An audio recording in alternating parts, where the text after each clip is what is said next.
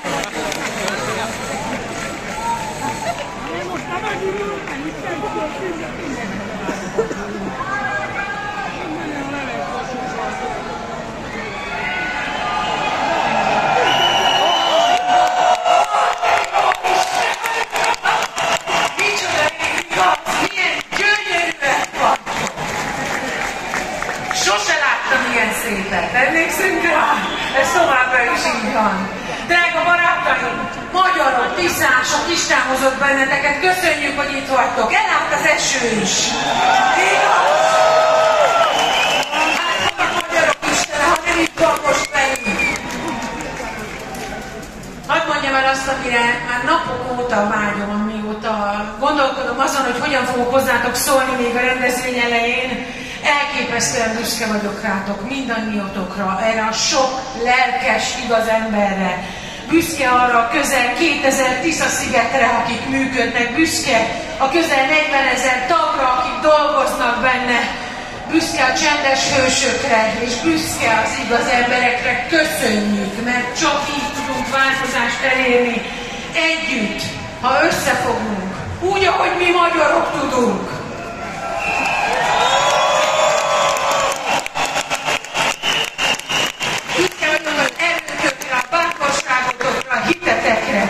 Elszántságotokra. Ti magatok vagytok a hősök, a mi hőseink, a Tisza hőseink. Ti vagytok. Napról napra többen vagyunk, és napról napra erősebbek leszünk, úgyhogy ma is, ahogy 365 napja, a legfontosabb az, hogy legyen hitünk, és az, hogy ne féljünk, senki se féljen, nem szabad félni, emlékezzünk rá, hogy mit mondott Pál apostol, mert nem a félelemnek a lelkét adta nekünk az Isten, hanem az erő, a józanság és a szeretet lelkét. És ebben az időszakban, most az elkövetkezendő egy évben a legfontosabb az összefogás, a szeretet, az összekapaszkodás és az erő, és ez mind bennetek van. Így együtt tudjuk megcsinálni.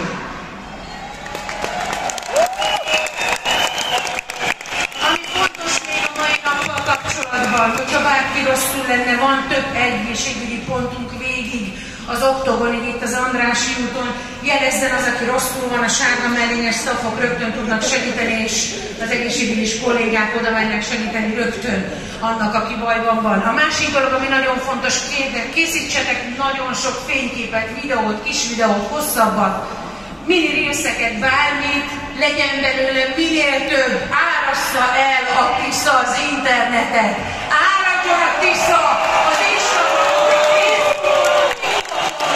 mindenhol, mindenhol. Készítsétek el a videókat, a fotókat, és folyamatosan töltsétek fel ezekre a közösségi platformokra, és nagyon fontos, hogy Péter oldalát is osszuk, ne hagyjuk, hogy bármi lelassíthassa, mint ahogy nem hagyjuk, hogy a változás, a Tisza áradását bármi lelassíthassa.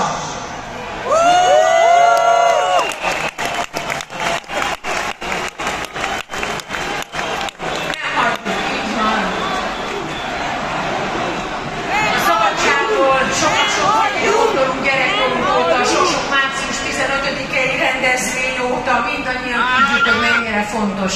Mindannyian tudjuk, hogy alapvető emberi jogunk, és a valódi szabadság az nem csak az élet könnyedségét jelenti, hanem a következmények vállalását is, az éberséget, fejben és szívben, egyfajta belső függetlenséget, ahol és amikor az ember szabadon dönthet a saját sorsáról, és szabadon alakíthatja a saját életét.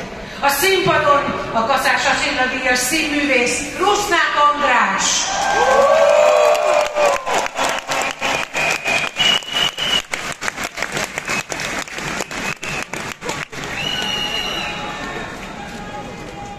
Heltai Jenő, szabadság.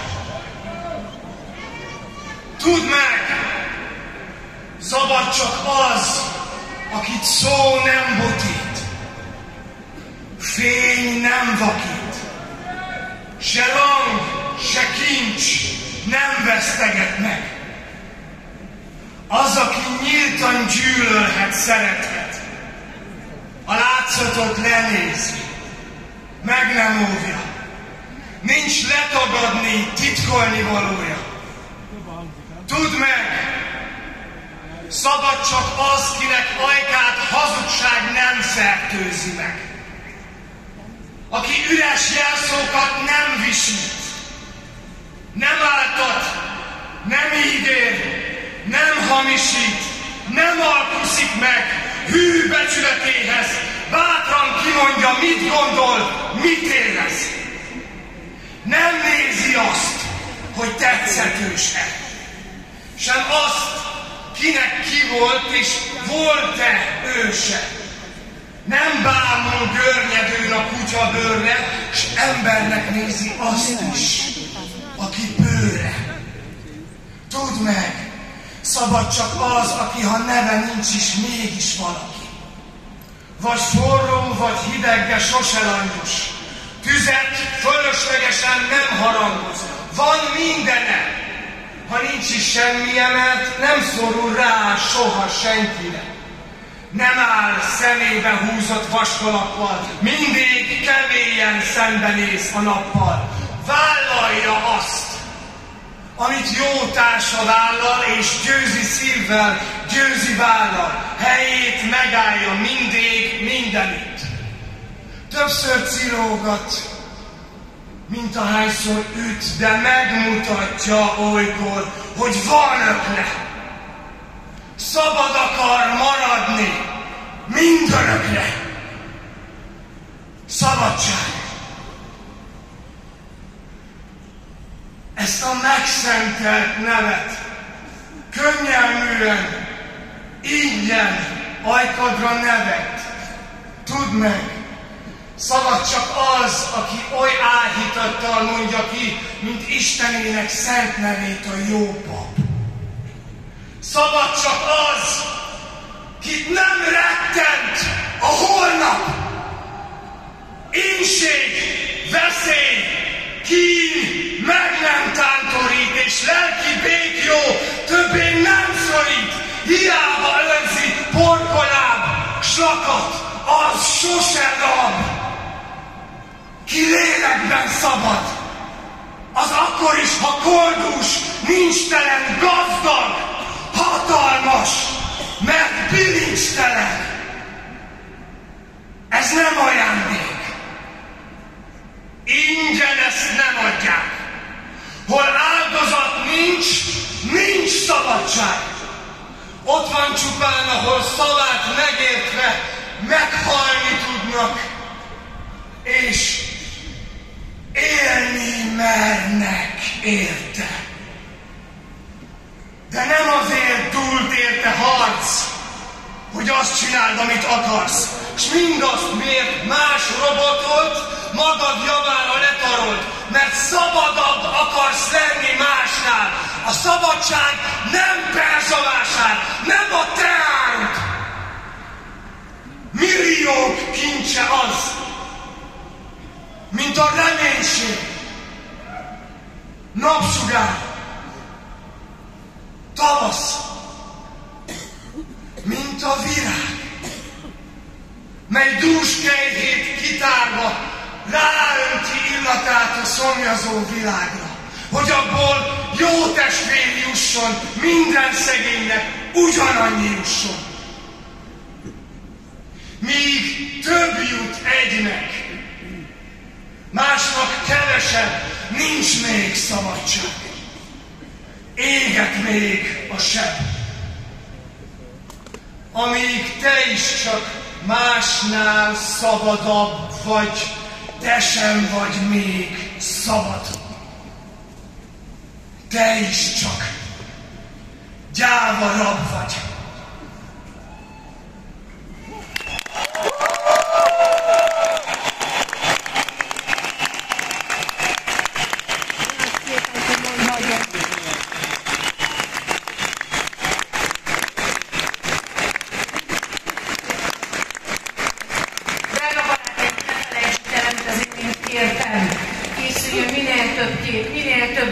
Mutassuk meg, hogy mennyien vagyunk, mutassuk meg, hogy ez egy olyan élő, igaz tömeg, aki úgy voksol a változás mellett, hogy képes a neten, az összes oldalon megjelenni egy pillanat alatt, ha fotózunk, videózunk és már küldjük a közösségi felületekre, osszuk meg Péter oldalát, és osszuk meg az élő közvetítést is mindent, hogy minél több helyen megjelenjen, és minél több emberhez eljusson.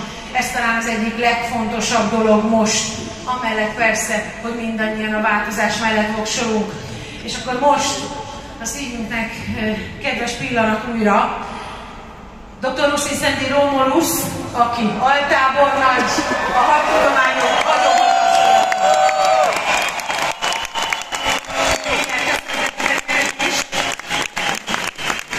A Magyar Honvédség volt parancsnoka, sosem tekintett magára politikusként, a Honvédelmi Minisztériumban betöltött pozíciójában is katonaember maradt. Az Amerikai Egyesült Államok hadseregének Szárazföldi Akadémiáján stratégiai tudományok mesterdiplomát szerzett. Szolgált Irakban, ahol zászlóaljat mentorált egy különleges műveleti csoporttal, és Afganisztánban is, ahol a NATO erők feladatainak összehangolásáért volt felelős. Kutatóként proszciencia aranyérmes és korponai díjas, a Miskolci Egyetem díszpolgára, a Debreceni Egyetem címzetes egyetemi tanára, Debrecen város Pro Urbe díjasa. Hölgyek és urak, változásért itt most jelenlévő magyar tisztás barátok a színpadon dr. Ruszin Szendi Romulus.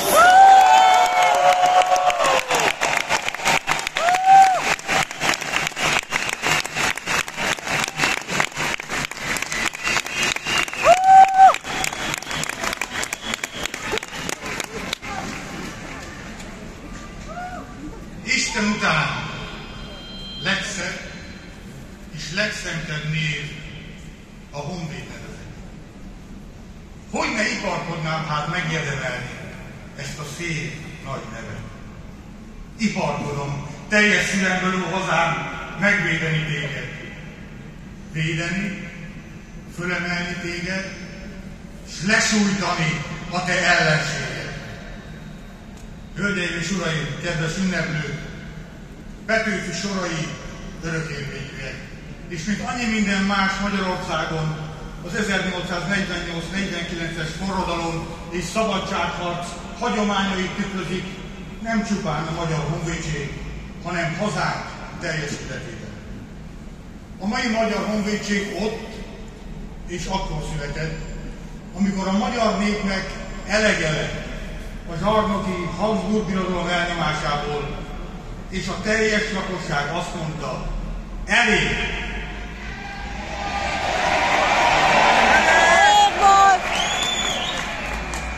Hogyan lehet az, hogy a mai hatalmasok képesek Petőfi évében a Habsburg Birodalom meghatározó egyéniségének nevére lecserélni Budapest egyik leghíresebb katonai objektumának nevét, ami a nagy költő, egy honvéd őrnagy nevét viselte.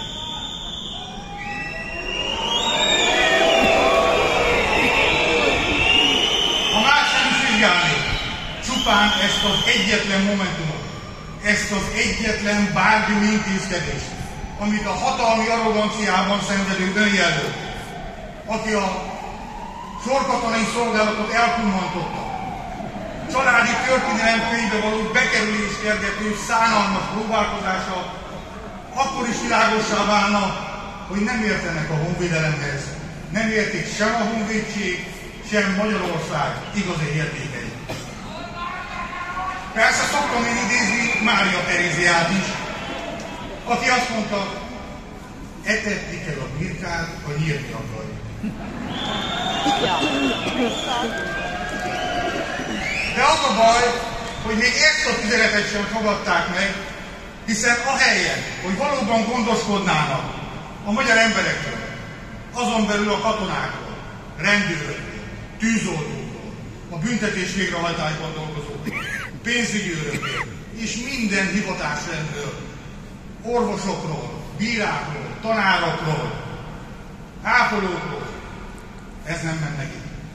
Csak az elnyomás, a félelemben tartás, az egzisztenciális értelemben vett degradáláson osztál részül. Azt gondolják, hogy ha félelembe tartanak minket, akkor megtörjük, behódolunk, és higába hajtva, fejünket esedezve, alamizsnáért könyörgünk. És ehhez minden eszközt felhasználnak. Megpróbálnak összeugrasztani minket, kategorizálni, listázni, sőt, folyamatosan nyomon követni most már azt is, amit a világhálón teszünk. Ha van véleményed, ami eltér az állampárt egyetlen vélt igazságától, akkor vállalnod kell a negatív következményeket, ami utolér téged, és mindenkit, aki közel áll hozzá. még azt is figyelik és büntetik az egyenruhásoknál, ha egy-egy bejegyzés mersz lájkolni, vagy netán megosztani. Mocskos Fidesz!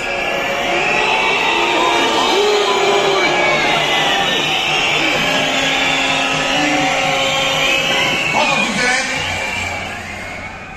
üzenet, hogy ne merészelj ellentmondani a központi irányelveknek. Ne terjedjen a szakmai, érzelmi és a magyar értékek alapján megfogalmazott vélemény. És tudjátok, miért teszik ezt? Mert félnek. Félnek a hatalom elvesztésétől, és félnek attól, ha nem ők uralkodnak, akkor minden kiderül. Mi erre katonák azt szoktuk mondani, ne félj, rettegj!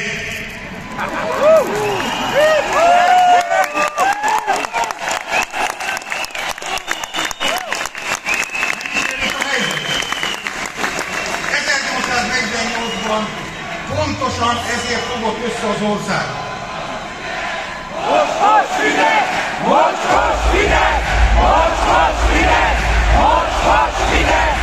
Mocskos Fidesz! Mocskos Fidesz! Mocskos Fidesz! Mocskos Fidesz! Mocskos Fidesz! Mocskos Fidesz! Mocskos Fidesz! Mocskos Fidesz! Mocskos Fidesz!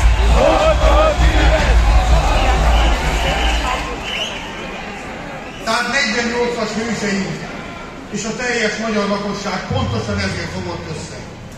De az a baj, a 20. században is rá kellett tenni a küzdelmet az elnyomó rezsimmel szemben. Éberség, elvtársak! Jött az üzenet, és a gyávák és a haszonlesők gyűjtötték az adatot, és feljelentést tettek azok ellen, akik mertek gondolkodni. Elég volt a Goebbelsi propagandából, elég volt a neosztálinikus irányelvekből, elég volt a nyilvánvaló hatalmi arroganciájából.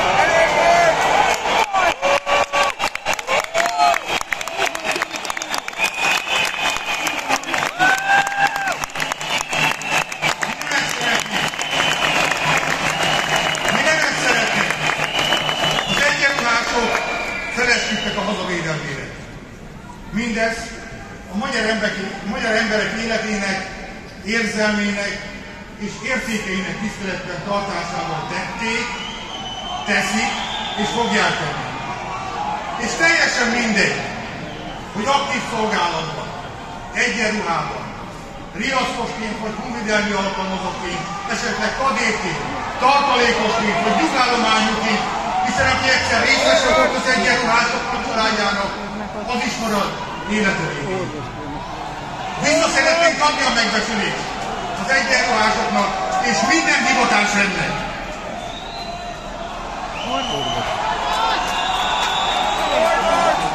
Az illetői azért fontos, hogy méltó módon tudják a családot eltartani, és a szolgálat teljesítése közben ne azon kelljen gondolkodniuk, hogy hova megyek másodállásba. Éppen ezért a fizetési anomáliákat fel kell számolni a rendszereken belül, és figyelni kell a rendszeren kívüli oszlopra is. Az nem állatot, ha egy riaszos kollega 10 év szolgálat után 231 000 forintot visz haza. Ha főtisztek a létbizonytalanság miatt villanyszerelőnek vagy burkolónak készülnek, mindeközben felvehető a büntetett előéletű, a külföldi állampolgár, és még közben pénzért rendfokozatot is lehet venni. Hello! Ez így nem mehet túl!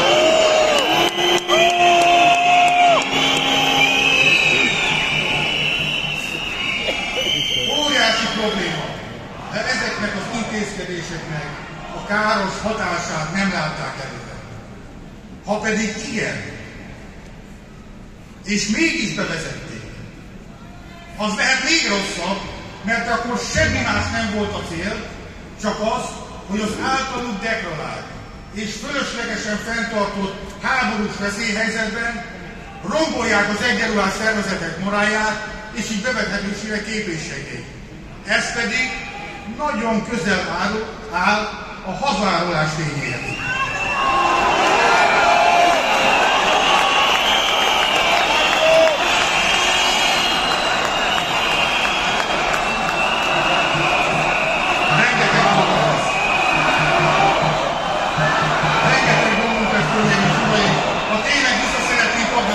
felkészülést és a megbesültséget. Az illetményen kívül bérlakásépítési program megadja majd a lehetőséget, hogy minden egyenruhás szervezet kialakítsa saját lakhatástámogatási rendszert. Ha elvárjuk a helyőrségváltást, az azonnali bevethetőséget, akkor a lakhatástámogatást is újra kell gondolni minden szervezettel. És ha már a lakhatásnál járunk, akkor nem elkerülhető az infrastruktúrák fejlesztése, annak érdekében, hogy az élet és munkakörülmények valóban megfeleljenek a 21. századnak, és ne a múlt század harmadik harmadának minőségi szintjén képviseljék. Meggyőződésem, hogy a biztonság minden magyar ember számára fontos, és ennek fenntartása és garantálása az egyenruhás szervezeteken van. Én itt szeretném megköszönni még egyszer mindenkinek a szolgálatot, mert tudom, hogy azért élhetünk ma itthon, ebben a szép magyar hazában, biztonságban, mert az egyenruhás szervezetek tagjai teszik a dolgukat nap mint nap, lelkiismeretesen.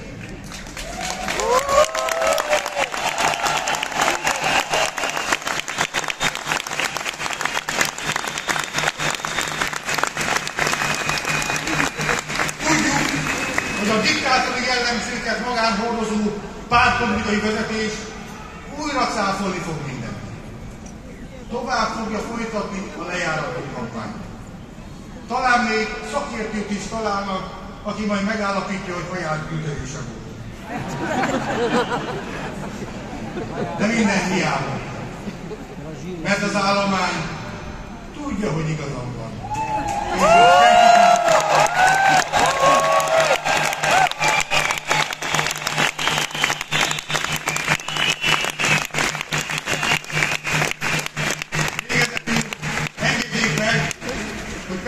Verseinek részleteivel búcsúzok önöktől már. Honvéd vagyok. Itt a férjem jelentkezik. Mikor a nevemet kimondom, mit akadás benne? Egy kis büszkeségnek vagyok szikrályos szökken a szemem. Rajta is leszek. Jó hírem nevemet megtartsam halálig. Hogy a vissza még majd az otthonvalókhoz, elvigyem hazáig. Az lesz szám az öröm, ha majd visszatérek az én enyémhez, és ide szorítok rendre valamelyik dobogó szívekhez. Én mindig a hazámat szolgálom, jelentően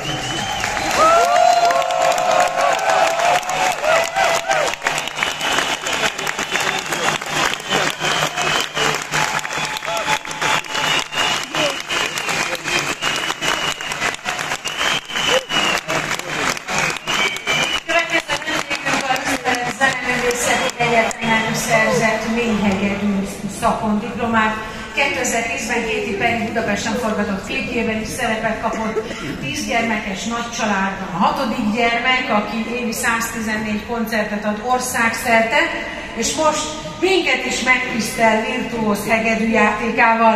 A színpadon Eliza Bliss!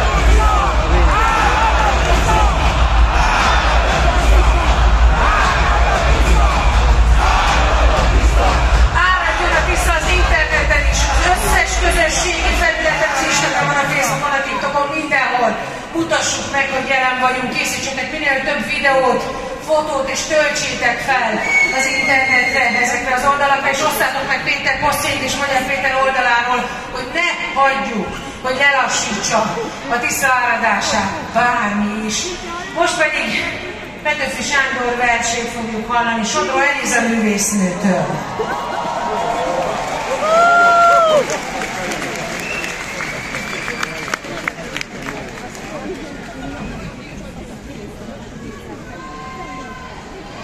Petőfi Sándor, dicsőséges nagyurak! Dicsőséges nagyurak!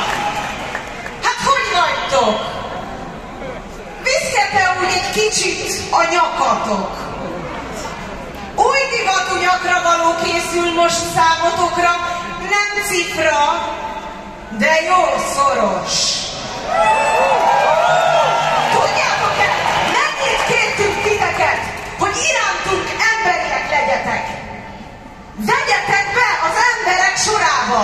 Rimánkodott a szegény nép, s hiába állatoknak tartottátok a népet.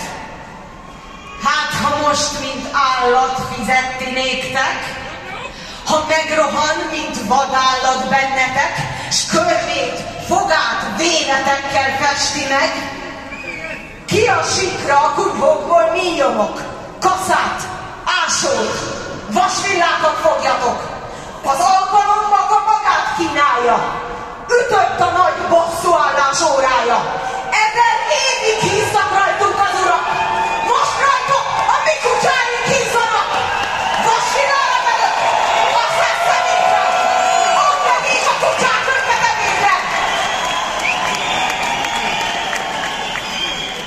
Hanem mégsem. Atyafiak, megálljunk. Legyünk jobbak, nemesebbek őnáluk. Isten után legszentebb a nép neve. Feleljünk meg becsülettel nékie.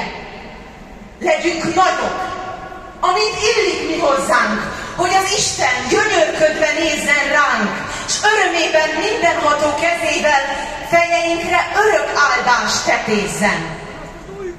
Felejtsük az 1000 éves kínokat, ha az Úr most testvérének befogad.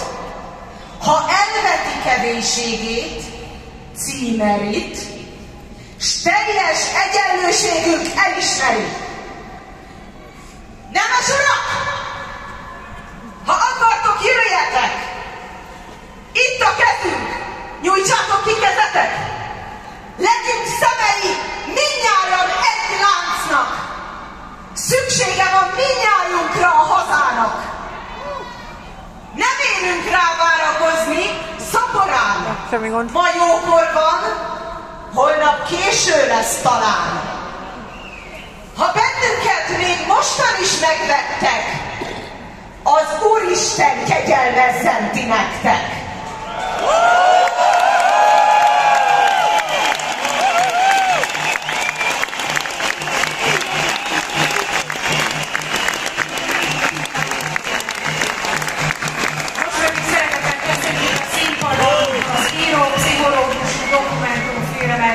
A Van Helyed Alapítvány komplex oktatási rendszerének létrehozóját és vezetőjét, közel 100 dokumentumriport, 6 egész estés dokumentumfilm rendezőjét, hétregény szerzőjét, Tolerancia, Balázs János és Wallenberg díjas 2010-ben kitüntették a Magyar Köztársaság érdemrend lovag keresztjével. Alkotó és oktató nevelő tevékenységeinek közös célja egy egyenlőbb és igazságosabb társadalom. Fogadjátok szeretettel Bódis Krisztát!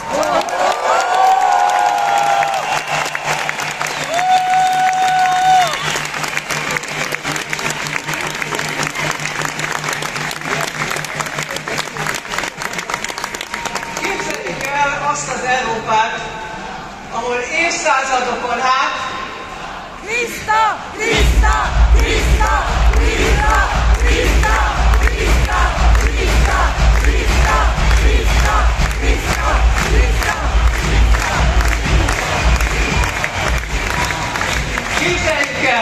azt az Európát, ahol évszázadokon át egy szűk, kiváltságos réteg tartotta markával a hatalmat. A királyok isteni jogra hivatkozva uralkodtak, a parasztok és a polgárok pedig kiszolgáltatottan görnyedtek az iga alatt. De elég lett. Elég lett abból, hogy a nép éhezik, miközben fényűző palotákban lappároznak a királyok. A hatalom öröklődik, nem pedig rátermettség és teljesítmény alapján érdemelhető ki. A vallási vezetők nem a lelki üdvöt szolgálják, hanem a hatalmukat védik. A tudás néhányabb kiváltsága, miközben a tömegeket tudatlanságban tartják, mert így könnyebb őket uralni. Ismerős ez? Igen.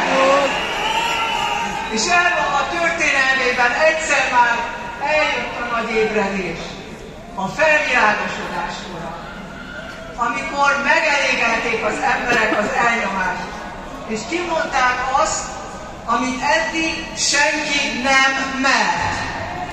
Az ember szabadnak születik, nem alatvalónak. A hatalom nem isteni jogon létezik, hanem a nép akaratából. A tudás nem bűn, hanem jó. Az igazság nem trónok mögül nyilatkozik meg, hanem az ész, a tapasztalat, a cselekvő hit és a bizonyítékok fényében világít. És mit tett a zsarnokság, amikor a nép felébredt? Rettegett. Mert amikor az emberek gondolkodni kezdenek, megelégelik a csendes meghunyászkodást és fellázadnak. A 19. században ezért robbantak ki Európa szerte a forradalmak, mert a nemzetek megértették, a szabadság nem kegy, hanem jó. A franciák eltörölték az évszázados kiváltságukat, mert nem akartak tovább másodrendű állampolgárok lenni a saját hazájukban. A magyarok nem egyszerűen reformokat akartak, hanem egy szabad, független, igazságos Magyarországot, amely nem idegen hatalmak alá van rendelve, hanem maga dönt a sorsáról. A szabadságharcot végül a Habsburgok és az oroszok közös erővel leverték, de a küzdelem soha nem múlt el nyomtalanul. Most, amikor újra látjuk a hatalmat kevesek kezébe koncentrálódni, amikor újra megpróbálnak minket elhallgattatni, és korlátok közé szorítani, ráeszmélünk arra, hogy a felvilágosodás lángja soha nem múlt ki, mert minden korszaknak megvannak a maga zsarnokai, és minden korszaknak megvan a maga felébredő forradalmi népe. És a forradalom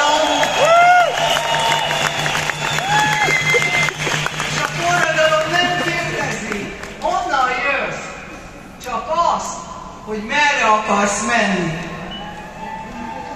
A szabadság fénye mindenkit egyformán ragyog be, és ebben a fényben az emberiség valódi arca mutatkozik meg, amiben a különbözőség érték, az egyenrangúság természetes. 48-49-ben Magyarország népe egy volt. Egy zászló, egy cél, egy akarat. A jobbágy és a nemes ugyanazért a szabadságért küzdött. A nők nem fogadták el, hogy a szabadság férfiügy, mert tudták, hogy a jövő mindenkié. Voltak közülük nők között, akik már a forradalom előtt az egyenjogúságért harcolva közéleti szerepeket vállaltak. Szendrei Júlia, Karacs Teréz, Teleki Blanka, hazájuk iránti hűségüket tettekkel is bizonyítani akarták. Brunswick Teréz grófnőt, aki létrehozta az első óvodákat, a Brunswick-féle kisdedógokat, azzal vádolta a Habsburg birodalmi hatóság, hogy kis forradalmárokat nevel, monarchia ellenes lázadókat az óvodásokon. Brunswick írni, olvasni tudott magyarul, beszélni azonban nem. Ennek ellenére 48-ban a forradalom ügye mellé állt, és innentől teljességgel magyarnak vallotta magát. Unokahuga, szellemi gyermeke, Teleki Blanka, aki pedig a nők tanítatása érdekében nőnevelő intézeteket alapított, kiáltványt intézett a nőkhöz. Előre hazám leányai, fejlődjünk, szilárduljunk, hadd legyen valóság a 3 szent szó: egyenlőség, testvériség, szabadság.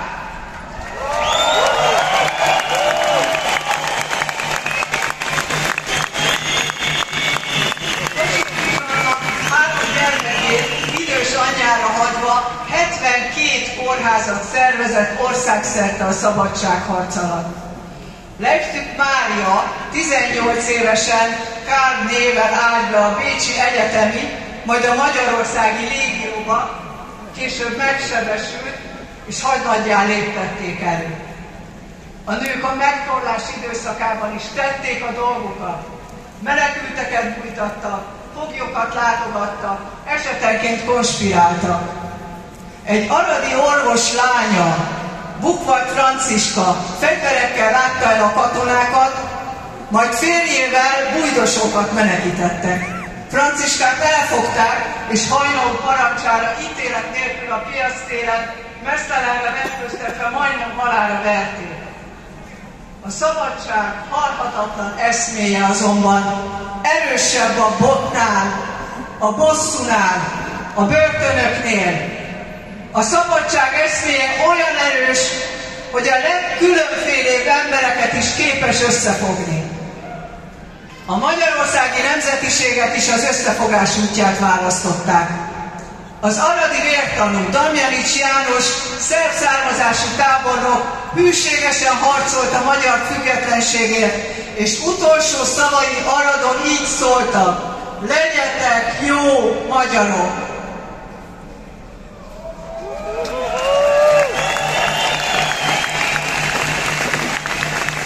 A magyar zsidóság számarányát 20-szorosan meghaladva, jelentős anyagi és véráldozatokat vállalva vette ki a részét a forradalom és a szabadságharc küzdelmeiből. A szabadság nem ismer származás és negatív megkülönböztetés békjóit. Legalább 3000 főre tehető azon romák száma is, akik a magyar haderő részét képezték. Horváth József Puci, Kolompár Mihály, az Ardói Balázs János, a Tiszaföldvári Sói Imre mind azok közé tartoztak, akik fegyvert fogva csatába szálltak a magyar szabadságért. Sárközi Ferenc, roma muzsikus, Kossuth Lajos az összes szabadságharcos cigányzenésze főkarmesterévé tette, és hadnagyi rangra ismerte el érdemeit. A vérzivataros napokban elterjedt legenda pedig ma is tartja magát, hogy Egressy Béni Sárközi zenekarától hallotta először a Kossuth Lajos azt üzelte kezdetű nótát. De egy roma muzsikus, Kálózdi Jancsi Prímás zenésítette meg elsőként Petőfi Sándor nemzeti dalát is. Mert amikor egy nép igazán felébred, a zsarnok hiába próbálkozik, semmivel nem lehet megosztani.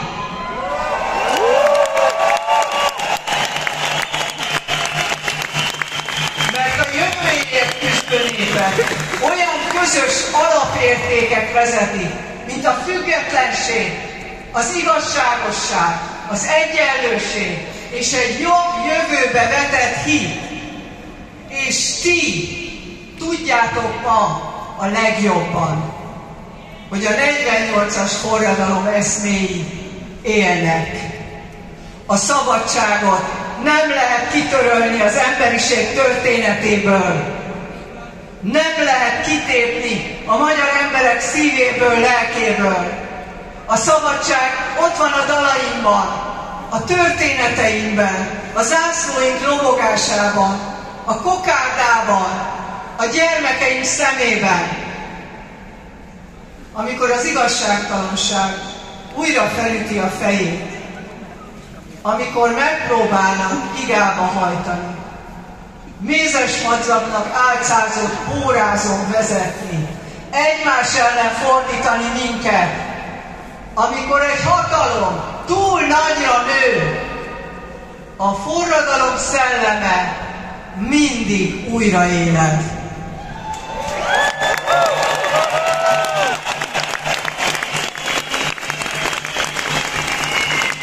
A szabadság pedig árad, áradjon.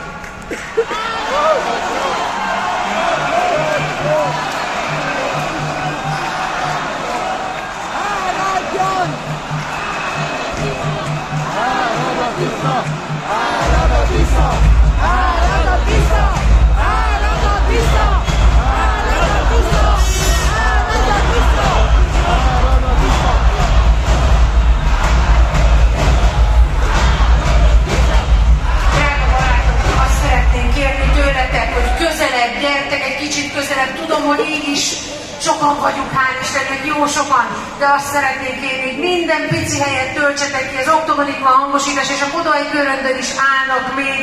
Szeretnének ők is közelebb jönni. Gyertek közelebb, legyünk minél többen.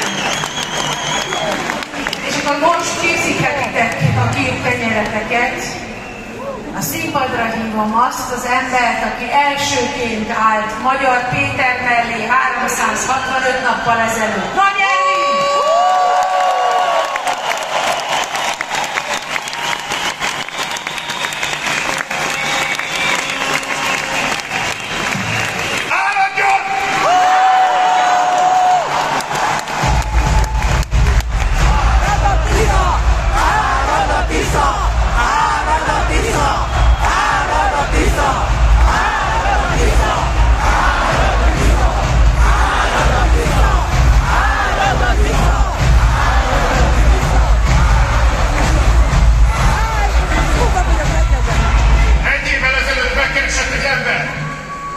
Megkérdezte, hogy van elég kurázsim, gerincem, szívem, lelkem, építeni egy jobb országot vele.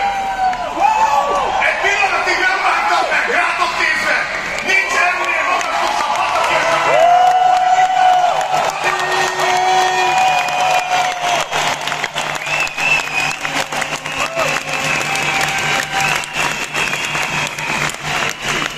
Ma délelőtt, havatatlan, nincstelen kezed, átírták a magyarság egyik legszentebb emlékét, a március hídnak 12 pontját. Innen is üzenjük, hogy nem kérjünk belőle!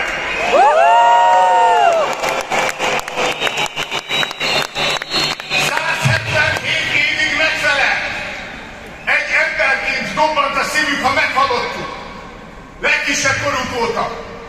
És ha tetszik, hanem a következő 200 évben is az eredeti 12 pontot fogjuk átadni az unokáinknak.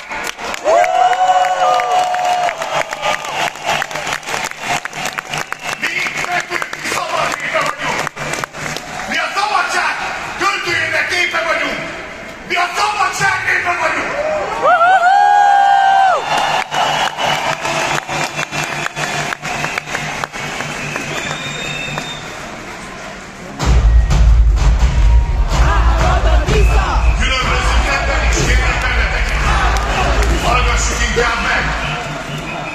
Fantasztikus őség! Mit tartottak a legfontosabbnak? Mondjuk el, hát ha meghallják a Karmelitában is. Mit kíván a magyar nemzet? Legyen béke, szabadság és egyetértés. Kívánjuk a sajtó szabadságát. Cenzúra eltörlését. Felelős minisztériumot Budapesten!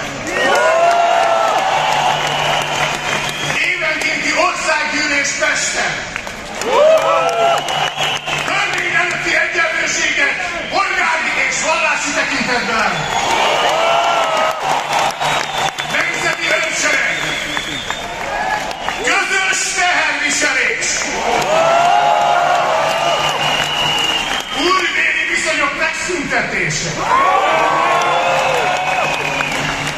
Esküdtszék képviselet egyenlőség alapján. Nemzeti Bank. A katonaság esküdjék meg az alkotmányra, a magyar katonáinkat ne vigyék külföldre, a külföldieket vigyék el tőlük.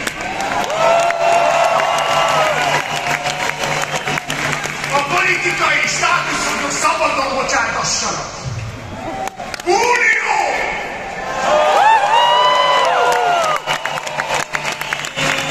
Egyenlőség, szabadság, testvériség!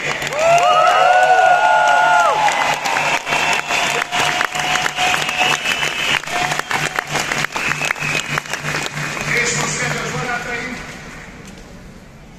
énekeljük el közösen, amit gyermekkorunk óta, amikor eszméltünk még, amikor első lépéseinket tettük meg az óvodába vagy iskolába, márciusi ifjakra emlékezve, egyik legszentebb ünnepünkön énekelni szoktunk. Kérlek benneteket, hogy énekeljük együtt Kossuth apánk nótáját.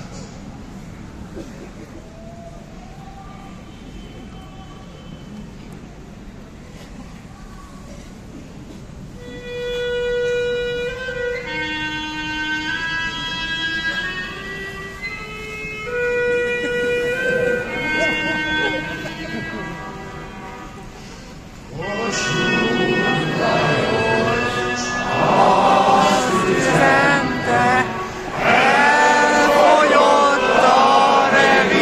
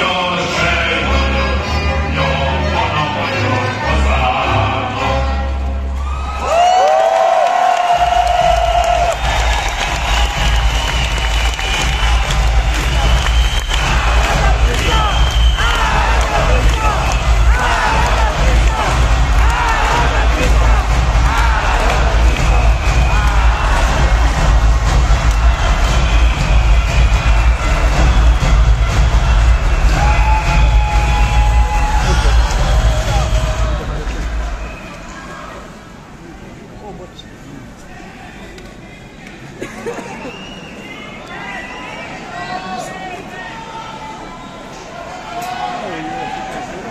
kíván a magyar nemzet?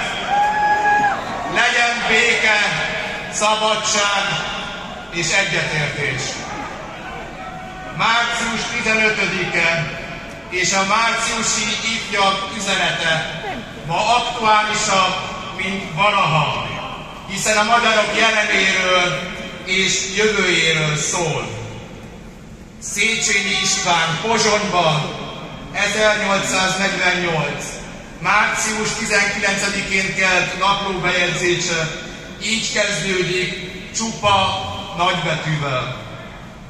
Magyarország, vagy inkább a magyar faj most van fordulóponton. Vagy ragyogva élni fog, vagy bukik örökre. Ennek a mondatnak a súlyát teljes erővel érezzük ma is. Itt a mi időnk. Most mi rakjuk le a haza építményébe a téglákat. A március 15-i pest-budai felkelés az első tégla volt a szabad, független, polgári Magyarország építményében. Ez volt az az alap, amire a Batthyány kormány letehette az újabb téglát. A Deák Ferencféle kiegyezés követően pedig a következőt. Óriások vállán hatalmas kaliberű elődök építette magaslaton állunk. A kérdés az, hogy mit tudunk tenni mi 2025-ben azért, hogy a magyar név megint szép legyen, méltó régi nagy híréhez.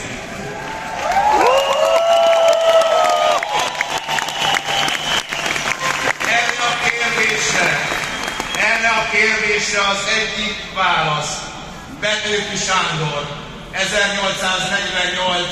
decemberében Kossuth Lajoshoz írt levelében található.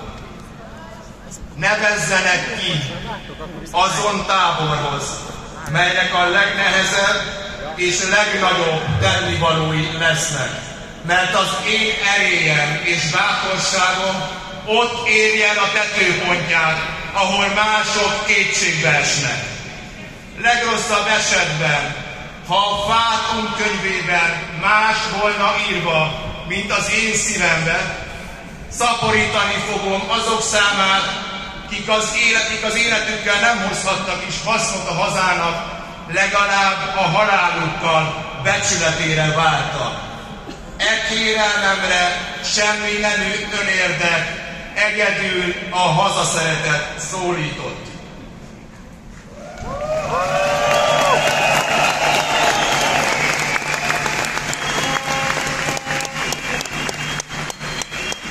Baradlai Richárd, huszárkapitány, a Kőszívű ember fiai című Jókai regényben a 48-as forradalom és szabadságharc oldalán ezt a jelszót állítja harcba.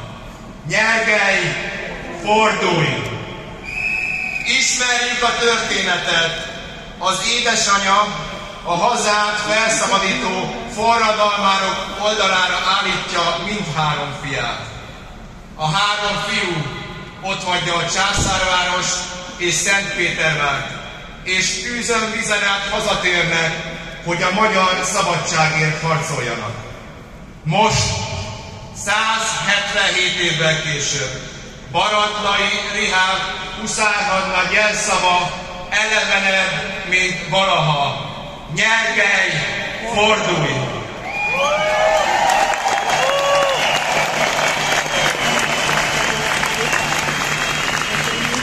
Kedves barátaim! Egy évvel ezelőtt, pontosan ilyenkor, egy teljesen új időszámítás kezdődött. Egymásra néztünk, és azt mondta, hogy nem vagyunk hajlandóak tovább félni a saját hazánkban. A márciusi ifjak és a forradalom üzenete elhivatottá és bátorrá tett minket.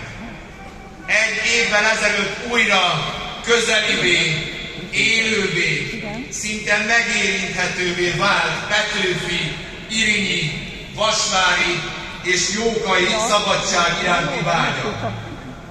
A tavasz, a változás és a remény jelszava azóta így hangzik: Tisza!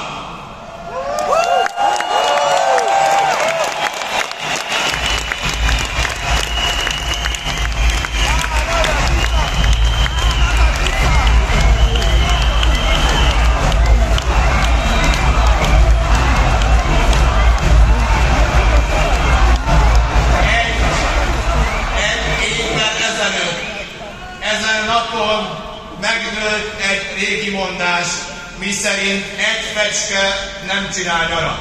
Nézzetek körül! Nézzetek körül!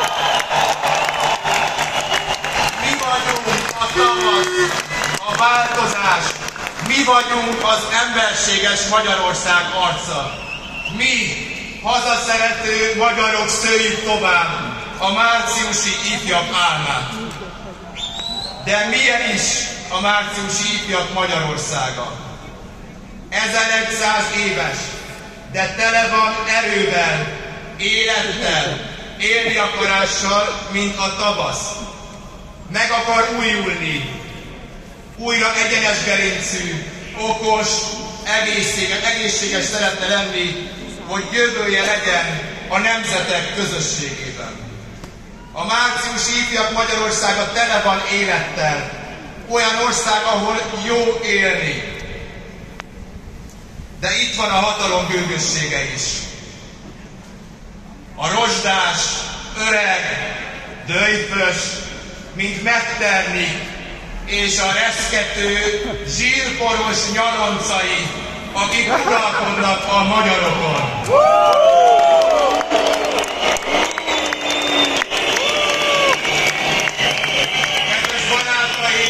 A márciusi ifjak soha nem adták, és soha nem adják fel. A márciusi ifjak mi vagyunk, mindannyian.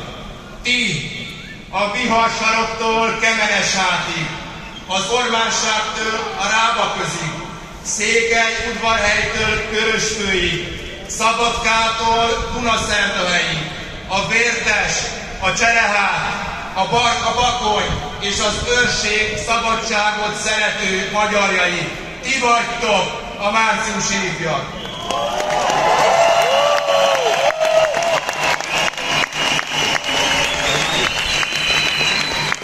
A márciusi ifjak itt élnek bennünk. Harcuk, áldozatuk itt dobog mindannyiunk szívében. Az ifjúság nem korból jön, nem szívből jön és nem korból. Mindegy ki hány éves, hol lakik. A lényeg, hogy tenni akarjon a hazájáért. Nem meglopni akarja, hanem építeni. Nem kihasználni akarja, hanem szolgálni. Nem élősködni akar rajta, hanem fejleszteni. És nem elszigetelni akarja, hanem kiteljesíteni. Nem elárulni, hanem szeretni. Ez a márciusi ifjak szövetsége, ez a Magyar Emberek Szövetsége. A mi szabályunk egyszerű, szeretjük az otthonunkat, Magyarországot.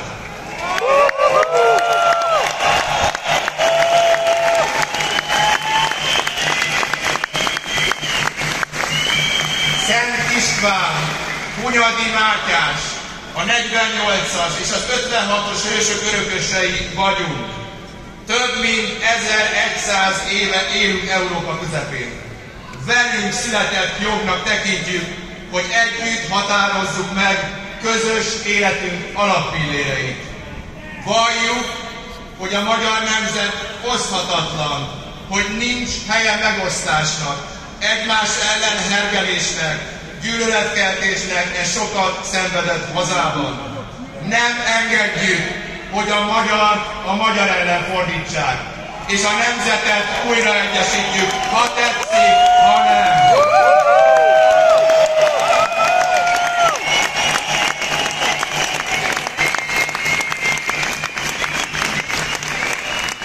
Hisszük, hogy Magyarország helye egy erős Európában van.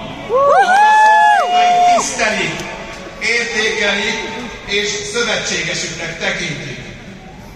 Tiszteljük a korábbi generációkat, felelősséget érzünk az utánunk következőkért.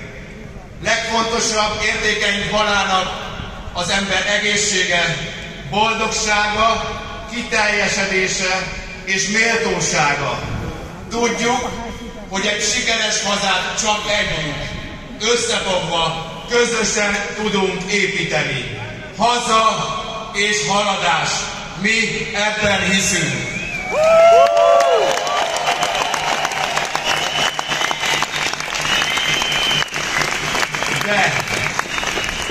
De vannak itt új megtermékek és kollaboránsok, kiknek fontosabb a rongy életük, mint a haza becsülete. Kik az első szóra megadták volna magukat. Ugye? Orbán Balázs.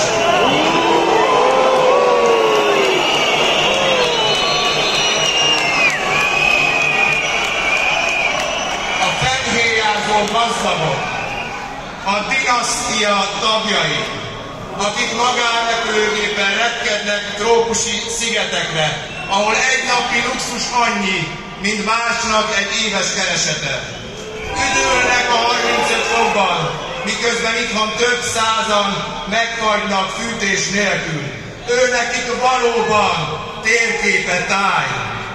Lenézik, kihasználják a magyar népet, kábítják és megosztják, egymás ellen fordítják, és közben döjtösen az arcunkba röhögnek. A családok és a gyermekek fontosságáról papolnak, miközben pedofilokat mentegetnek, és elvonják az összes pénzt a gyermekétől.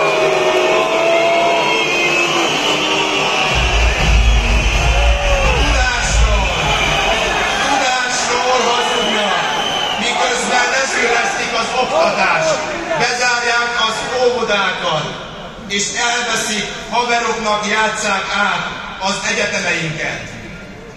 Egészségről szónokolnak, miközben soha nem látott szakorvos és ápoló hiány van hazánkban. Itt halnak meg a legtöbben elkerülhető betegségekben. Több mint 1000 betöltött el ápolósi helyban, és éveket kell várni egyes műtétekre, vagy hónapokat egyes egyszerű vizsgálatokra. Nemzeti értékekről prédikálnak, közben pedig idegen kézbe játsszák át a pályaudvarainkat, a kastélyainkat és a földjeinket.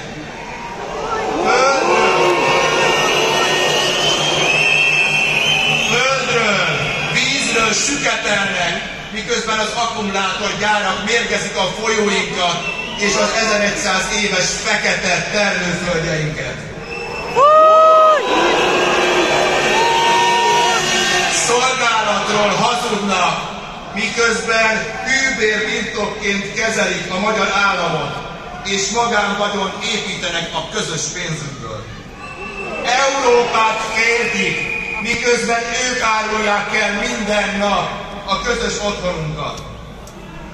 Jézusra hivatkoznak, miközben ők folyamatosan bűnben élnek. Történelmi hősökhöz hasonlítják magukat, miközben újkori csatlósai lettek a forradalmat leverő orosz Paszkevicsnek.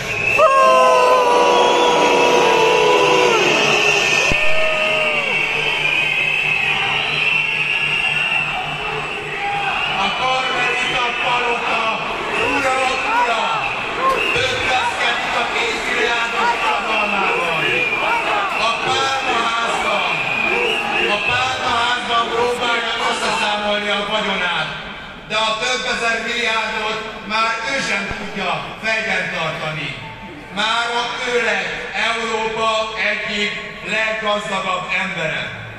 Az Orbán dinasztia belőletek lett gazdag, a ti pénzeteket lopta el, a nektek járó forrásokat térítette el.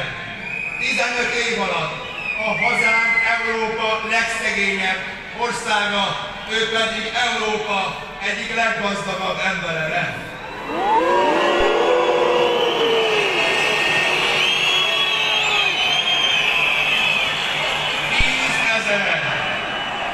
10 000 milliárd forint, ennyire teszik a dinasztia vagyonát. Mocskos Fidesz! Mocskos Fidesz! Mocskos Fidesz! Mocskos Fidesz! Mocskos Fidesz! Mocskos Fidesz! A testvére, a veje, a barátai, a szomszédja, az ügyvédje, de még a fogorvosa és az edzője is mind milliárdossá vált belőletek, tőletek, magyaroktól. Elég volt a benézésből, az újzárásból, a kivagyiságból, a pötveszkedésből, a magyarok megosztásából. Elég volt! Elég volt! Elég volt! Elég volt! Elég volt! Elég volt! Elég volt! Elég volt! Elég volt! A magyar nép végre újra hallatja a hangját. Próbálták elhallgattatni, megfélemlíteni, betömni a száját. Törökök, osztrákok, oroszok, Orbánok. Régebben sem sikerült, és most sem fog sikerülni. Magyarország jobbat érdemel, mint 3000 tolvaj. Magyarország újra élni akar. Itt a tavasz, a magyarok tavasza, és mi közösen véget vetünk az Orbán térnek.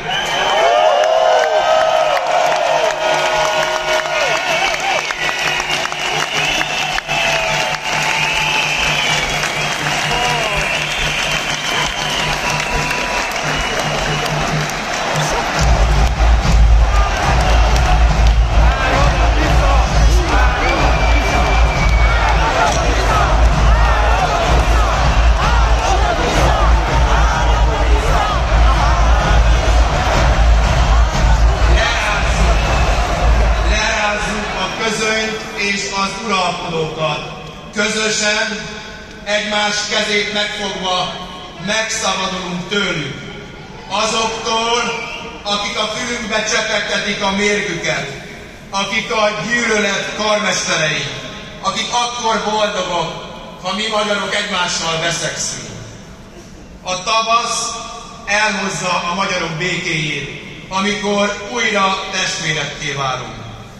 1848. márciusában, kedves barátaim, az öreg császár a bécsi palotájában bujkált. Ma az öreg császár 60 pusztán épít magának bánikszobát. Odáig jutott, hogy 1956 hősei után már a márciusi ifjakat is elárulja és meggyalázza. Arról hadován, hogy Petőfiék a békét és a státuszkót akarták fenntartani a labancokkal. Ugyanígy hazudik arról is, hogy ő és az agresszor mindig is békét akartak.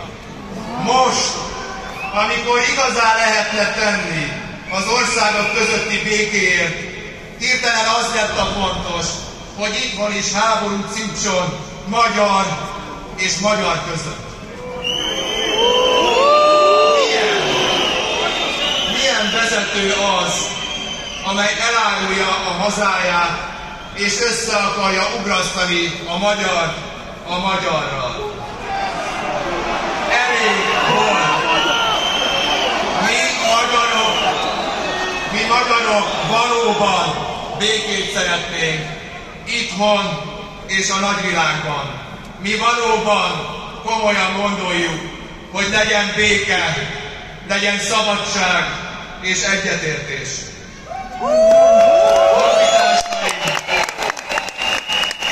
A hazáját becsapja, annak a történelem szemétdombján van a helye.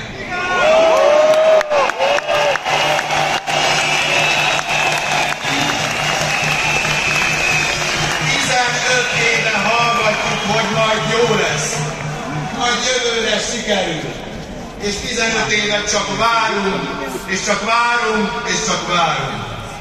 De jól jegyezzék meg a dicsőséges nagyurak, a haza nem lehet várólistán. Ennek véget vetünk, készüljetek, új a jelszó, nyergelj, fordulj!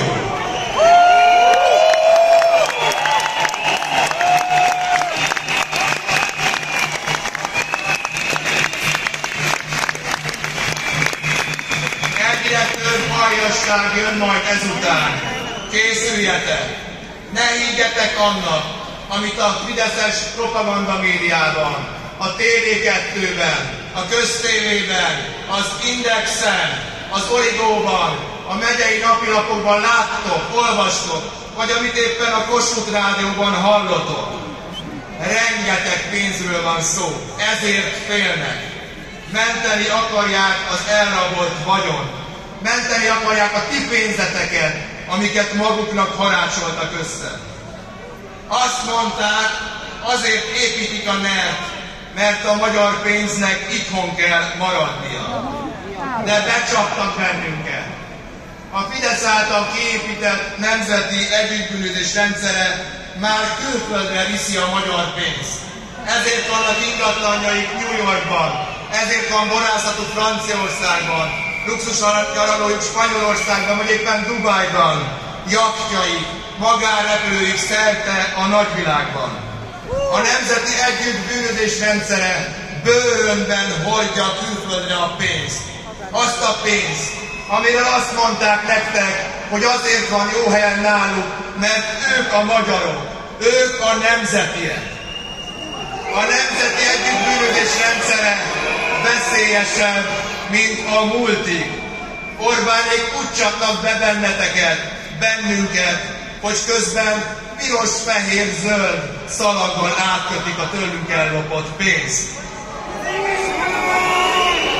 Nagy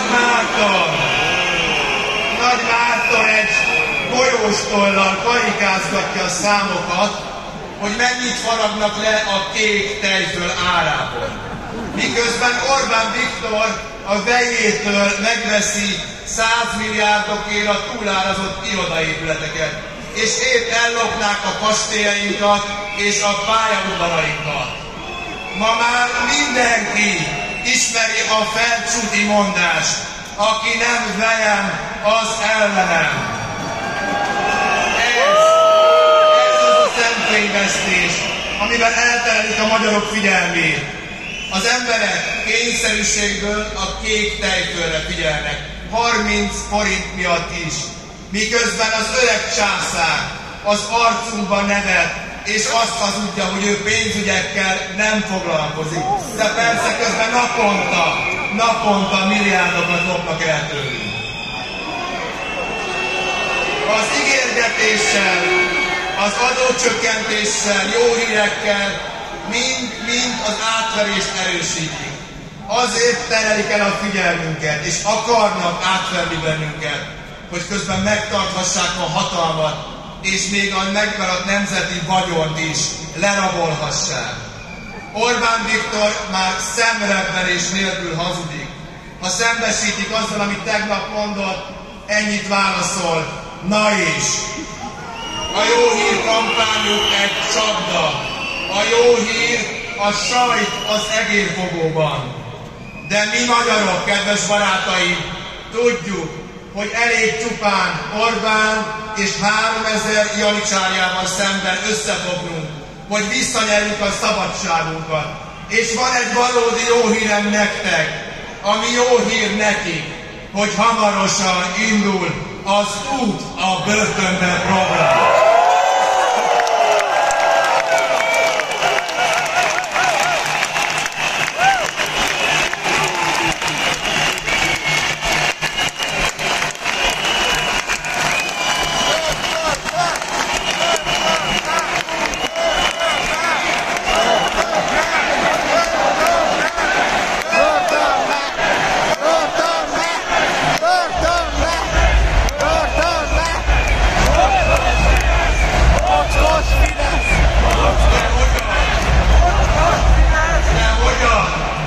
kedves honfitársaim! Mindenki tudja, hogy az Orbán a részletekben rejlik. 1.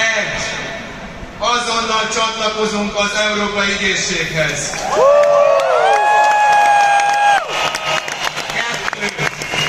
Zéró toleranciát hirdetünk a korrupció minden formájával szemben. 3. Létrehozzuk az önálló korrupció ellenes ügyészséget, és külön napnyomozó csoportot állítunk fel. 4. Duplájára emeljük az összes korrupciós bűncselekmény büntetési tételét.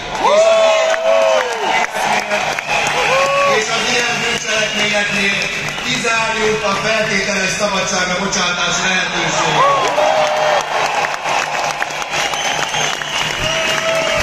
5. Visszaállítjuk az igazságszolgáltatás függetlenségét. Lesz új bírósági, ügyészségi és rendőrségi vezetés. 6. Minden olyan bűncselekménynél, ahol akár csak egyetlen 1 forint közpénz is érintett, teljes vagyonelkobzást vezetünk be.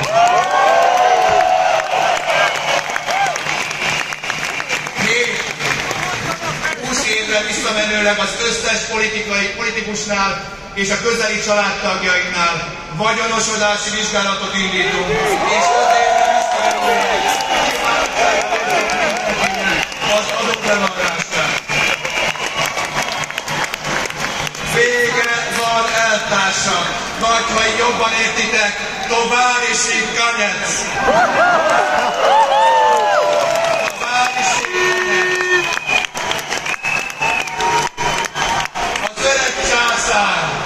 Az öreg császár joggal retteget 1848-ban, és joggal retteg most is, hogy a magyarság felébred, ahogy a természet tavasszal életre kell. Ilyenkor új erőre ébred bennünk a szabadság és az igazság iránti vágy. A vágy, hogy egy jobb, egy igazságosabb, emberségesebb országot építsünk magunknak, a gyerekeinknek és az unokáinknak. De mi is egy emberséges ország alapjai. Beszéljük meg, döntsük el együtt, kössünk szövetséget. Kössünk szövetséget a beteg gyerekeket nevelő szülőkkel, az időseinkkel, a fogyatékkal élő honfitársainkkal, a vállalkozókkal, a munkavállalókkal, a külhoni magyar testvéreinkkel, a gazdákkal, a rendvédelmisekkel, a kormánytisztviselőkkel, a roma honfitársainkkal, a magára hagyott vidékkel, a cserbe hagyott zsákfalvakkal és az önkormányzatokkal. Magyar a magyarral, mert tudjuk, hogy nincs jobb, nincs bal, csak magyar!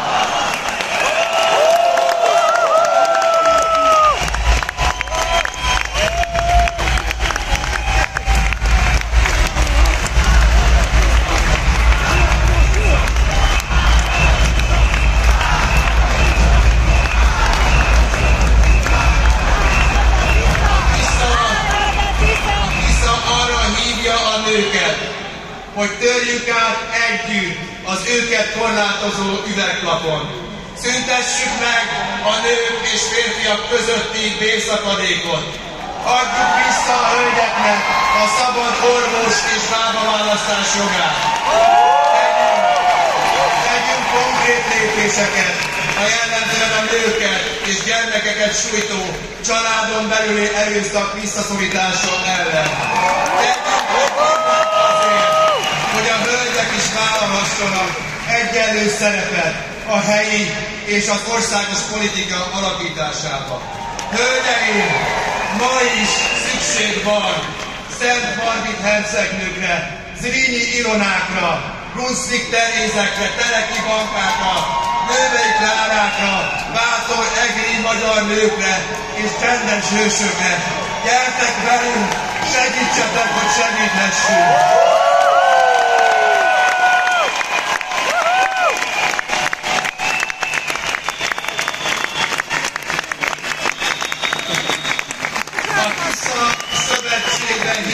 minden magyar a Kárpát-medencében és szerte a nagyvilágban.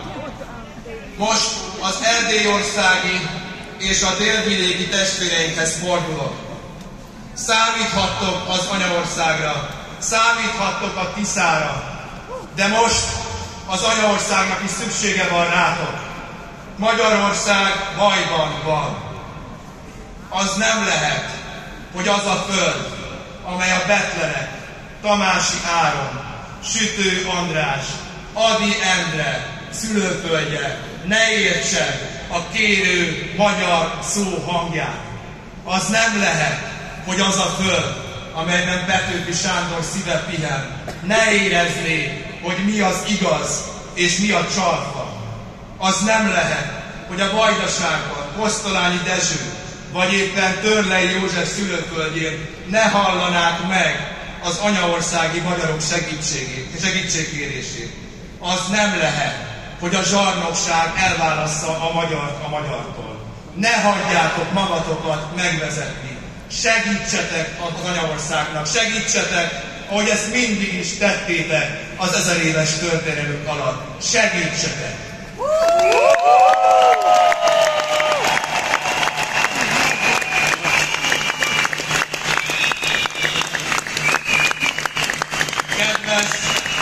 Kedves idős honfitársaim!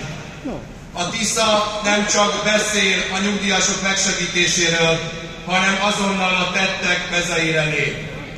A nyugdíjas szolgáltató központok egy valódi idős gondozás kialakítása és a kiegészítő nyugdíj bevezetése mellett a Tisza kormány azonnal eltörli a 65 év felettiek személyi jövedelemadó fizetési kötelezettségét. A Tisza áfamentessé tenni a gyógyszereket. És végül a Tisza bevezetni a nyugdíjas szépkártyát, amellyel évente 200 000 forintot költhetnek az idősek élelmiszerre, gyógyszerre, egészségmegőrzésre és pihenésre.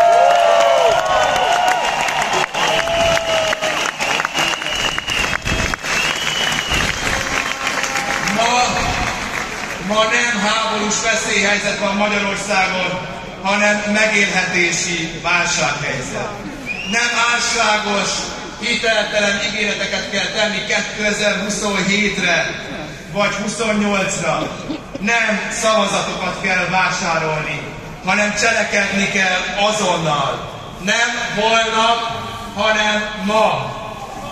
A Tisza, amint felhatalmazást kap a magyarok többségétől, azonnal kezelni fogja a megélhetési válsághelyzetet, és valóban letöri az Orbán inflációt. Mert az élelmiszer drágulást ők okozzák, semmi más. Magyarországon az utóbbi 2,5 évben 2-3-szor nagyobb volt az élelmiszer infláció, mint az európai átlag. Sehol, még megközelítőleg sem drágultak úgy az élelmiszerek, mint Magyarországon. A magyarokkal közösen megállítjuk Orbán Viktort, és vele együtt az Orbáni inflációt is.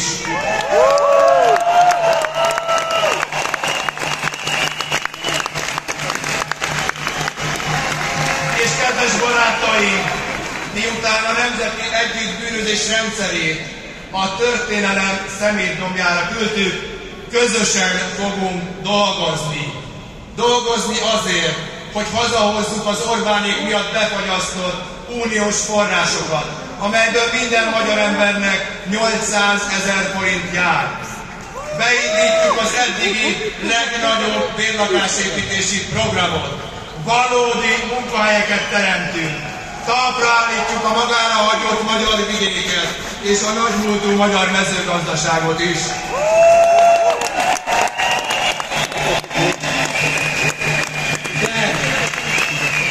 De mi nem az emberek feje felett döntünk. Mi nem átkérdésekkel foglalkozunk.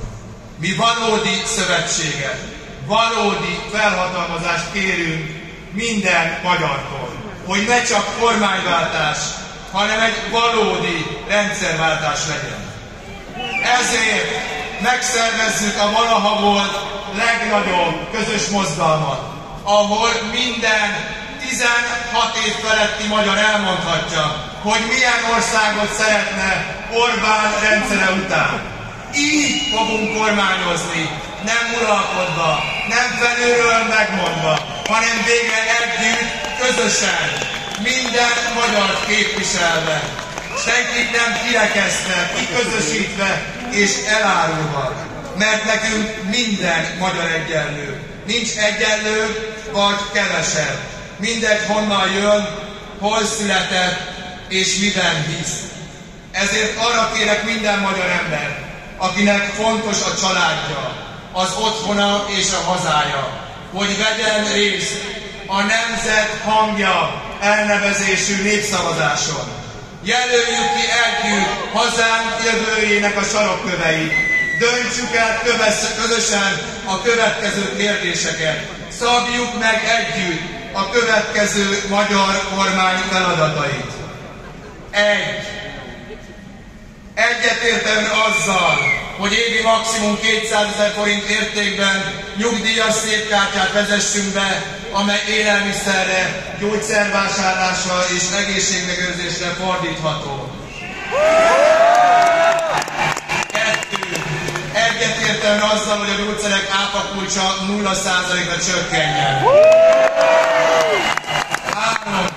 Egyetértően azzal, hogy az állam ne fordíthasson költségvetési forrásokat magánegészségügyi beruházások támogatására, és évente minimum 500 milliárd forint extra forrás biztosítson az állami egészségügyi rendszer fejlesztésére.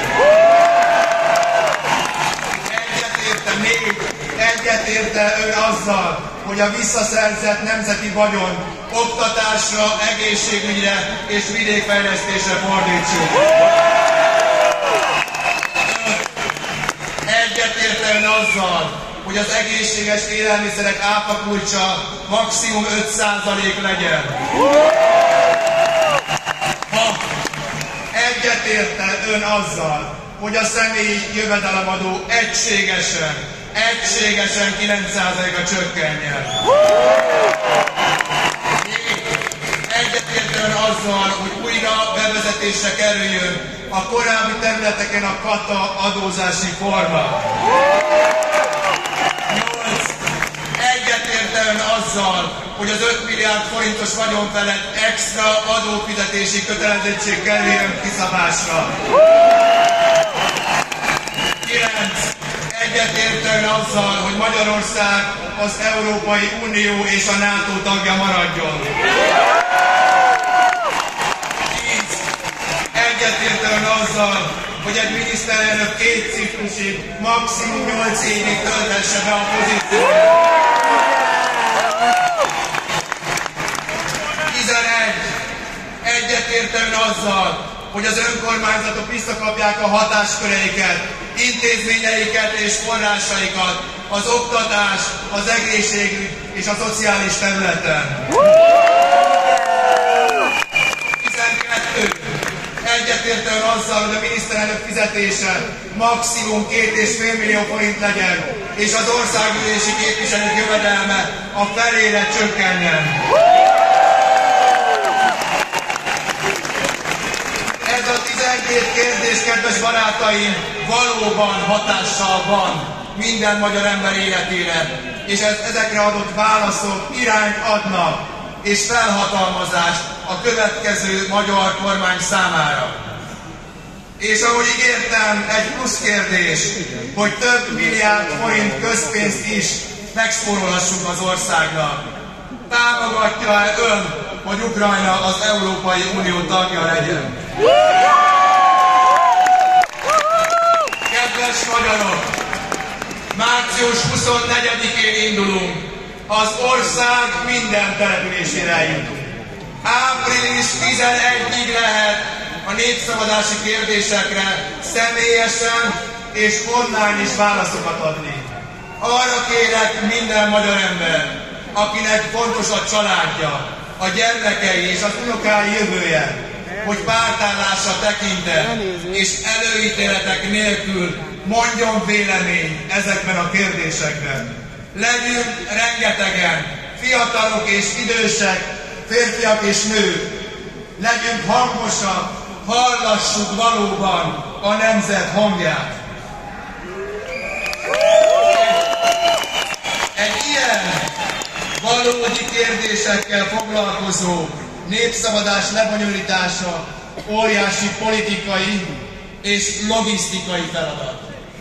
Arra kérek minden Tisza-szigetet, megköszönve az eddigi óriási munkátokat, és a sok ezer önkéntesünket, hogy írjátok be a naptárba március 24 és április 11 között bejárjuk teljes Magyarországon. El kell jutnunk mindenkihez, hogy ez nem egy álságos nemzeti konzultáció, hanem valóban a nemzet hangja legyen.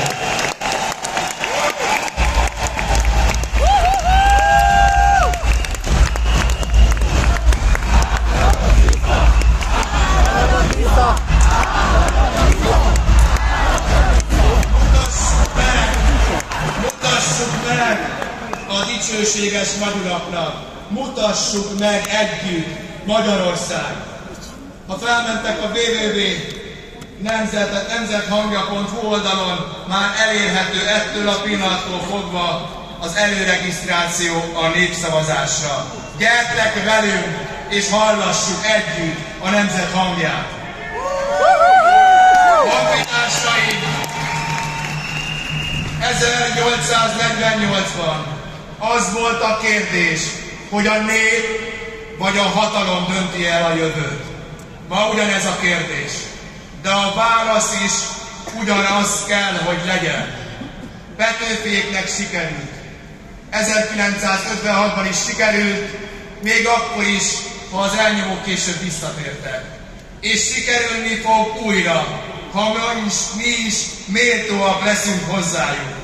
Mert mi a nép mindig többen vagyunk, mint a zsarnokok. A történelem nem a politikusoké, nem a minisztereké, nem a milliárdosoké. A történelem azoké, akik mernek lépni, amikor eljön az idő. 1848-ban eljött az idő. 1956-ban eljött az idő. És most újra eljött az idő.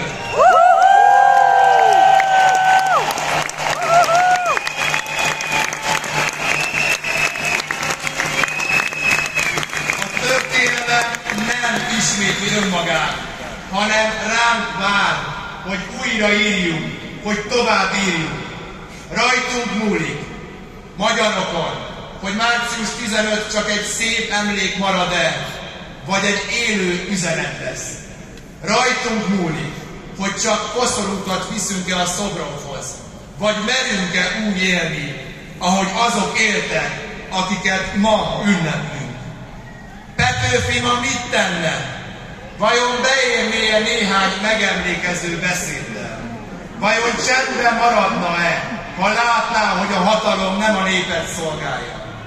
Vajon mi, a nép, méltóak vagyunk-e hozzá? Ez a mi kérdésünk március 15-én. És ez nem csak ma, hanem minden nap a kérdés, amíg Magyarország újra a népé nem lesz. Mert a haza ma is és mindig minden előtt. És a nép ma is többet ér, mint néhány ember, néhány zsarnok hatalma. Éljen a magyar szabadság, éljen a haza!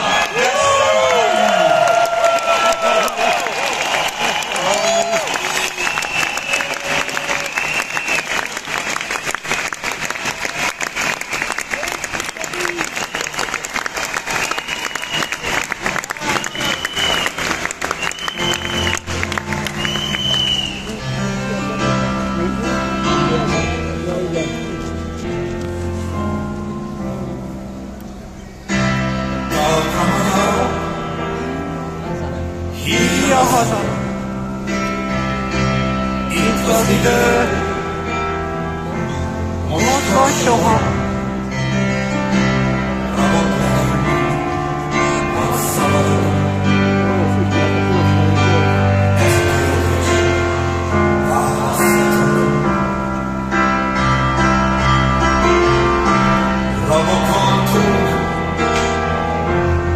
mossa meg, kározottak, ősabák, szabadon éltek már.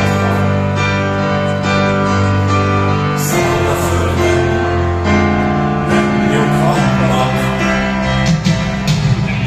A magyarok Istenére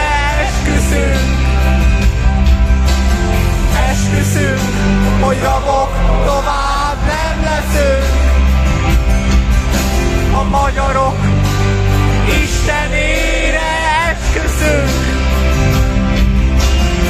esküszünk, hogy rabok tovább nem leszünk. Sehonnan így vidank ember, most ha kell, halni nem mer. Drágám, hogy neked, mint a haza becsülete. Fényesebb a láznál a kard, jobban ékesíti a kard. Egyébként is láthatódunk, veled végig tartunk. A magyarok Istenére esküszünk, hogy rabok tovább nem leszünk. A magyarok Istenére esküszünk, hogy rabok tovább nem leszünk. A magyar nép megint szép lesz, majd kívül nagy híréhez. Elkentek a századok, lemossuk a gyalázatot. Hozsíjaink domborulnak, unokáink leborulnak, és áldó imádság mellett mondják el szenteleinket.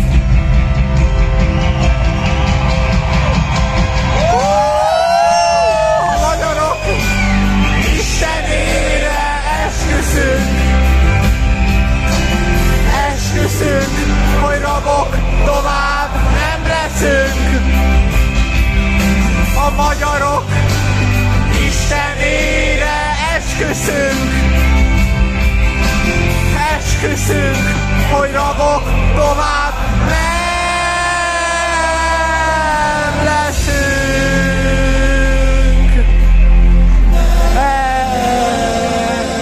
Esküszünk.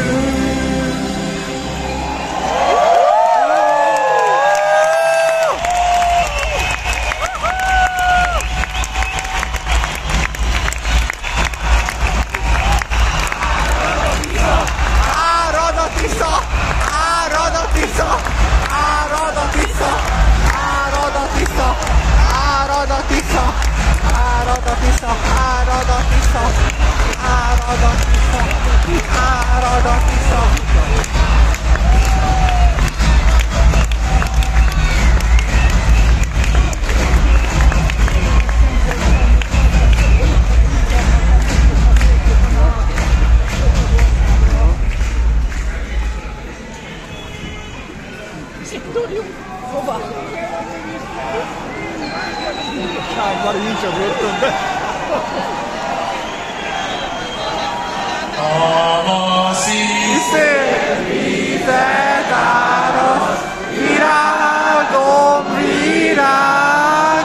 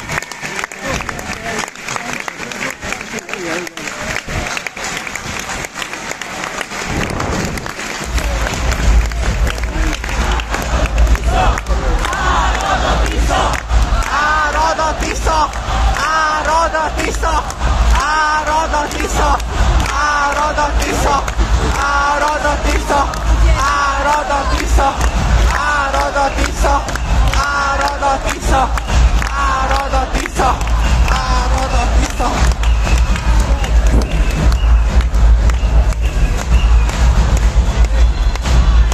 Hálásan köszönjük, hogy eljöttetek, hogy ilyen rengetegen voltatok, és soha ne csüggedjetek. Mindig legyetek optimisták, és mindig jusson eszetekbe az a mondat. Ha bár felül a gát, és alul a víz legálja, azért a víz az Úr!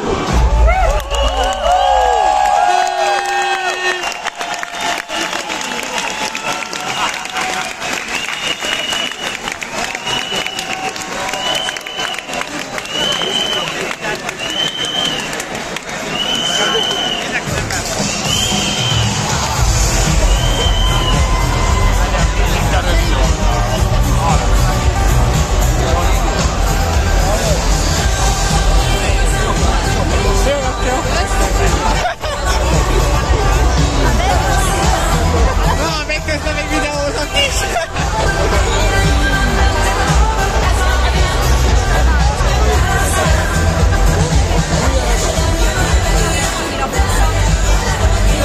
Menj elő!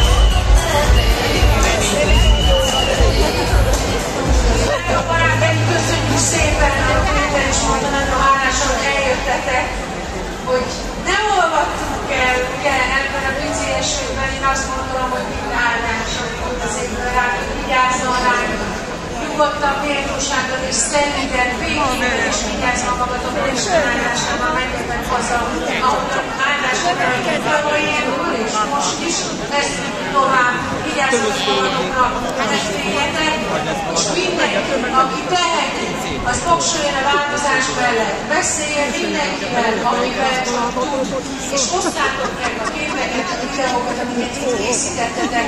Én személy szerint külön köszönöm azt a sok fáradtságot, amivel a vidékről feljöttetek, amivel megindultatok telekocsival, vonattal, busszal, az ország minden tájáról, és külön köszönöm a földjeinknek, Vácnak, Szőlőnek, Születégetnek, Dunakesznek, Belzsétek,